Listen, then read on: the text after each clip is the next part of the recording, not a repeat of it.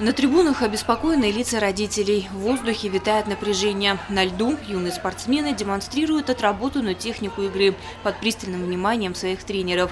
Сегодня в рамках чемпионата детской хоккейной лиги Башкортостана среди детей 2009 года рождения Сибай встречает команды из Уфы: Салават Юлаев, школа имени Азаматова, команду Юрматы СК города Салават, Орланы Стерлитамака. Хозяином ледовой площадки выступает городской детский хоккейный клуб «Горняк». Подобные турниры – это школа мужества. Каждый малыш, однажды приведенный родителям на тренировке, влюбляется в спорт, и такая любовь однажды станет жизнеопределяющей. Мы готовились всю неделю до этих соревнований. И сегодня как оцениваешь результат?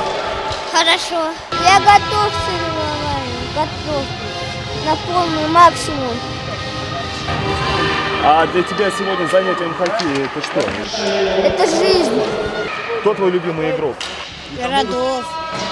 Больше времени я уделяю тренировкам, когда лето.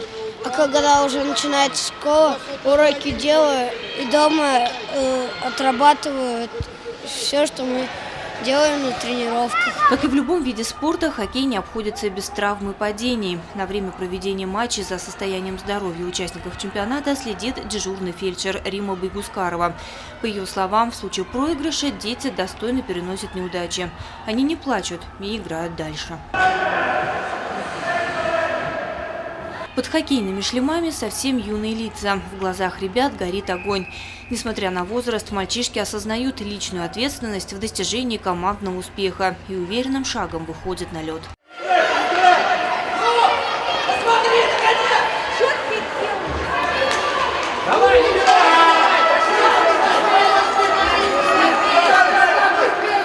Игры детской хоккейной лиги ничуть не уступают по напряжению взрослым матчам. Переживания главных болельщиков, родителей, распространяются на случайных зрителей, которые также с замиранием сердца не отрывают взгляд от ведущего шайбы.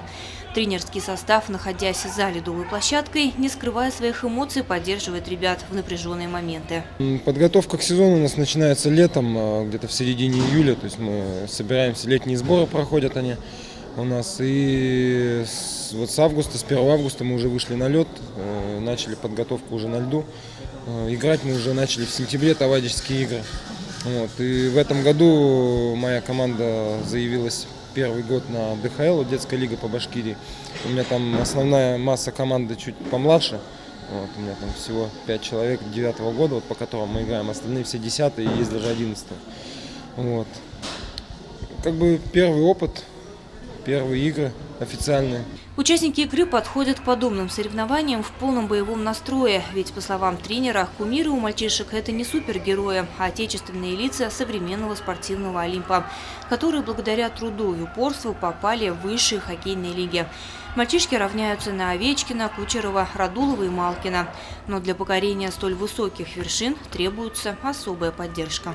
Конечно, не секрет в том плане, что для развития хоккея, тем более это командный вид спорта с большими затратами, много поездок, хоккей никогда не выживет и не поднимется на должный уровень без финансирования определенной, без спонсорской помощи, без каких-то богатых фондов, которые над нами бы стояли. Во всех городах есть такие шефствующие организации. В Сибае, к сожалению, таких организаций крупных нету, поэтому полностью нас как бы содержат на своих плечах администрация городского города Сибай, плюс небюджетные учреждения и плюс спасибо некоторым организациям, которые чем могут, помогают. По итогам 3 соревновательных дней и серии игр победителями первого тура Республиканской детской хоккейной лиги среди ребят 2009 года рождения стала команда Уфимской школы имени Азаматова. Лена Кириллова, Екатерина Марочкина, Радмир Исенгулов, Любовь Карпова, телекомпания СТВ.